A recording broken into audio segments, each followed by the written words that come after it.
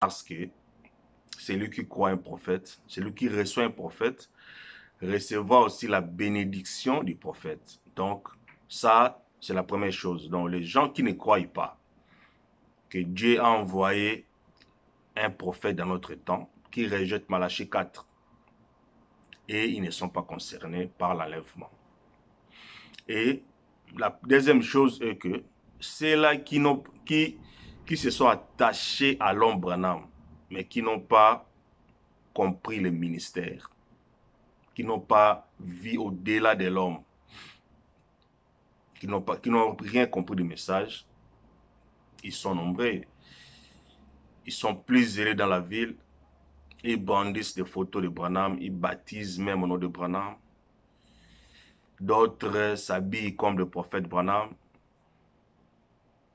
Quand j'étais encore au début de la foi, nous avons vu des gens qui apprenaient même à faire la chasse. Ils partaient dans des montagnes, ils s'habillaient en cow-boy comme Branham. Donc, et ils se sont arrêtés dans l'homme.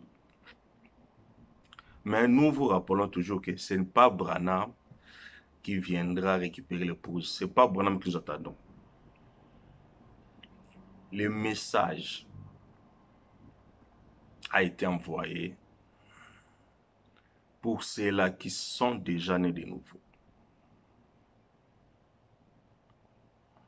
Donc, c'est le processus de la perfection.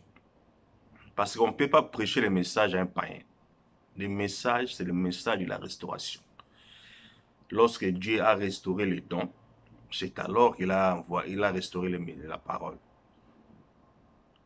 Alors, toi qui n'as pas de relation personnelle avec le Seigneur Jésus-Christ, toi qui n'as pas connu la nouvelle naissance, tu ne peux pas t'attendre à un enlèvement, à un éventuel enlèvement. Vous voyez? Donc, avant de s'attendre à l'enlèvement, vous devez d'abord avoir une relation personnelle avec le Seigneur Jésus-Christ. Et c'est alors que vous commencerez la marche avec lui et expérimenter le baptême du Saint-Esprit. L'enlèvement n'aura pas de sens, le message plutôt n'aura pas de sens pour quelqu'un qui n'est pas né de nouveau. Donc c'est pour dire que le message ne concerne pas les païens. Si quelqu'un est païen, il n'a pas de relation personnelle avec le Seigneur Jésus-Christ, ce Messie-là doit d'abord accepter Jésus-Christ comme Seigneur Sauveur. Il doit d'abord naître de nouveau.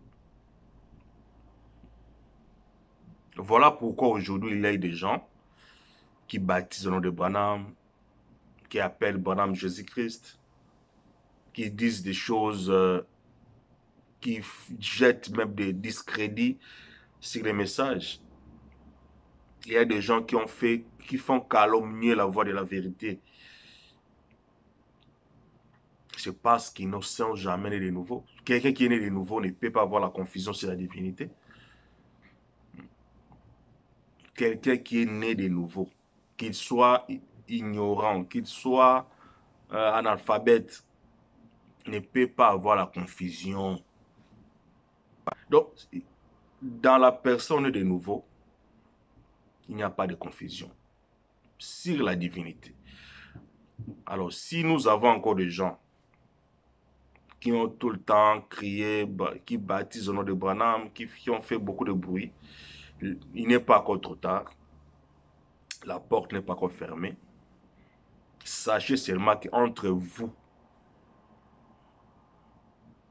qui êtes arrêtés en 1965 et aujourd'hui, il y a un gap de plusieurs années. Revenez à la parole, revenez à Dieu, revenez là où vous avez abandonné Dieu pour que vous soyez aussi connectés et être préparés. Ceux qui seront enlevés, ce sont ceux-là qui se retrouveront dans le jour de Dieu. Si vous êtes arrêté en 1965, vous n'êtes pas dans le jour de Dieu parce qu'il y a un ministère d'enseignement, un ministère de docteur qui a continué avec ces messages. Soyez dans la vérité présente. Soyez dans le jour de Dieu. Et Dieu honorera votre foi. N'oublions